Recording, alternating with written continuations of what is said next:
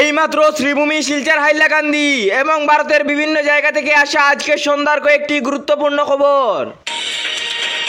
রামকৃষ্ণনগরে অটোমেজিক সংঘর্ষে নিহত দিদা, গুরুতর জখম 5 বছরের এক শিশু। মন্ত্রী কৌশিক রায়ের নেতৃত্বে বরাক উপত্যকায় স্বাস্থ্য পরিষেবার ক্ষেত্রে নবযুগের সূচনা। প্রদেশ কংগ্রেসে গৌরব গগৈর উদ্যানে শ্রীভূমির দলীয় নেতাকর্মীদের মধ্যে উৎসবের আবহ। আসাম বিশ্ববিদ্যালয়ের নাম পাল্টে শিলচর বিশ্ববিদ্যালয়ের নাম করার দাবি কংগ্রেসের। মাধ্যমিক ও উচ্চ মাধ্যমিক কৃতীদের সংবর্ধনা পালংঘাটে, শ্রেষ্ঠত্ব অর্জনে শিক্ষার বিকল্প নেই, সাংসদ পরিমল শুক্লবৈদ্য বলেন। মুখ্যমন্ত্রীর নেতৃত্বে প্রতিটি জনগোষ্ঠীর উন্নয়নের কাজ চলছে, বললেন মন্ত্রী পিজু হাজারিকা।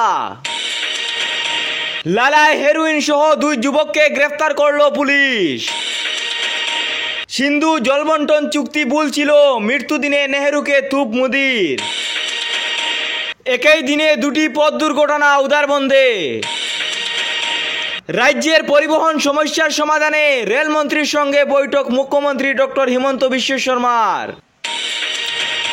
শুধু ছাত্র নয়, কাল থেকে সবার জন্য ফেরি ভাড়া মকুব, আরসিসির বদলে স্টিল, নির্ধারিত সময়ে শেষ হবে গেমন সেতুর কাজ, বললেন কৌশিক রায়।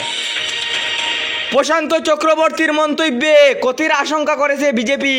এই ছিল আজকের আমাদের কয়েকটি গুরুত্বপূর্ণ সংবাদ। ভিডিও যদি ভালো লাগে তাহলে অবশ্যই একটি লাইক করে চ্যানেলটি সাবস্ক্রাইব করে পাশের বেল আইকনটি বাজিয়ে রাখবেন। ধন্যবাদ।